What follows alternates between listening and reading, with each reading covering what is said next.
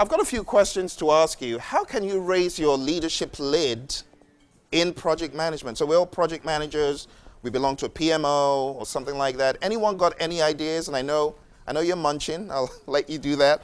But if you can just signify the intent to participate, I'll wait for you. Thank you. Increase your ability to influence. To influence. Thank you. You have to increase your ability to influence. How do you do that? Ideas. It's a must. I'm not the most intelligent person in the room. Remember that. Ideas. You have to be a good salesperson. You have to be able to convince others to your point earlier to follow you. Thank you. You have to be a good salesperson. Very good point. Thank you so much for that. Thank you, consensus. Absolutely. Thank you so much. Those are really great points. Yes.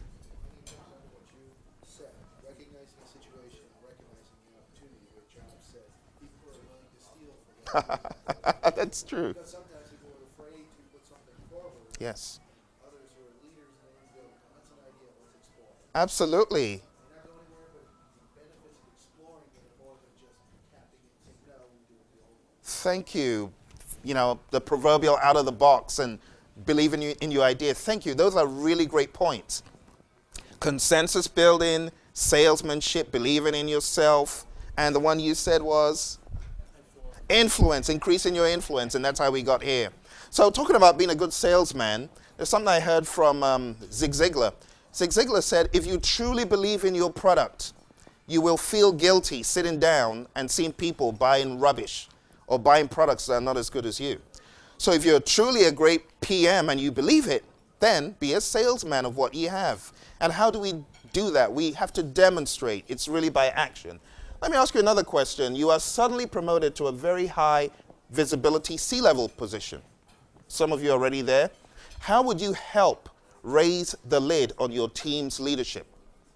How do you raise the lid on your team's leadership? You now have tons of people reporting to you, and you find out that you need to increase their leadership lid. How would you do that? One of the things that I think is difficult for some is they got there by having tight control on their responsibilities. So the challenge is for them to give up some of that with accountability, because you're not just going to give it away. Absolutely. Yes, sir. Thank you very much for that. And I've got another question to ask. What would you do differently in your leadership development if you finally are, let's say you're now the CEO of your firm, which some of you probably are. What would you do differently?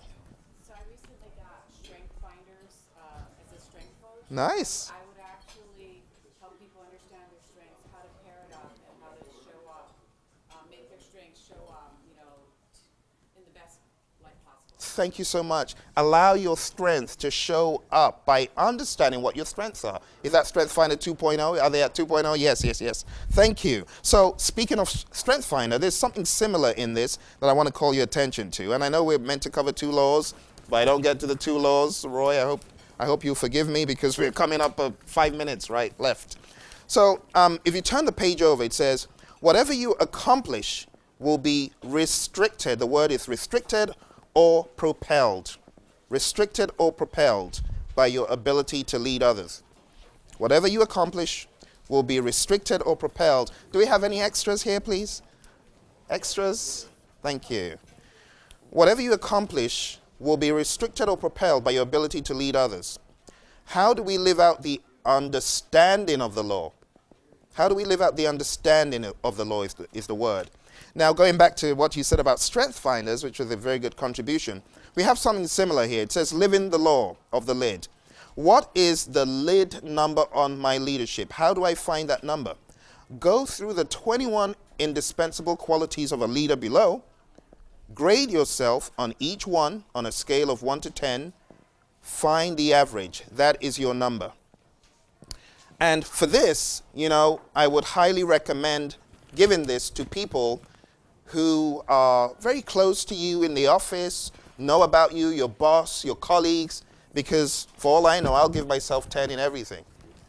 I'll go down the list and I'll see truth-telling 10, and I ask my boss, do I tell the truth? And he says, Phil, that's a 3. Your reports always lie. They never show the SPI as a 0.8 or a 0.5. So we need to learn right? What we're weak in. And someone mentioned very early on, about your strength. So give yourself a score from 1 to 10 and then compare it to what your colleague or what about your significant other? They'll tell you the truth. So this could be a very productive exercise, okay? And then the next page, it says, whatever you accomplish. I'm reading the wrong page, I beg your pardon. Where is my next page? Okay. So down to relationships, responsibility, and so on, you can see you're going to divide your total by 21. And then the next thing on the list, it says, ask those closest to you to grade you on your lid. Evaluate and consider the likenesses and differences. So like you said, find your strength. What you're strong in, you definitely want to bring to the surface. And what you're weak in, you also want to get stronger in. There's no point working and working and working on what you're already strong at. You just need to make it pragmatic, implement it more. But as far as what you're weak in, you want to get better. And that's why I like the talent triangle from the PMI. It forces you to be aware of the 8 PDUs of leadership that are required for the PMP. It says, go back to the 21 qualities, find out where you can make the greatest impact by growing. Remember to work to your strength. And then it says, things you can do to raise your lid. Value experience with reflection. That's reflecting over what happened. We call it a lessons learned in the world of the PMI, don't we? Invest in training. How many of you guys invest in leadership training like regularly? It's a good practice. Keep doing it. If you haven't started it, do it. Actually, find a book, The 21 Laws of Leadership. It's on Amazon. You can find a fairly used version for a very, very low price. It's a really great book. Mentorship and coaching is another thing, and not just being mentored and coached, but actually coaching people. How many of you guys have coached or mentored people and expanded as a result of doing that? Oh, see, it's an amazing thing to mentor, train, and coach, and you expand yourself. Mastermind and focus. Get in your inner circle to think for you. John says some of his best thinking has been done by others, which means he's not the most intelligent person in the room. Do something beyond yourself, the difficult project, the difficult task that they bring. It says, reflect on who has been a lid lifter in your life.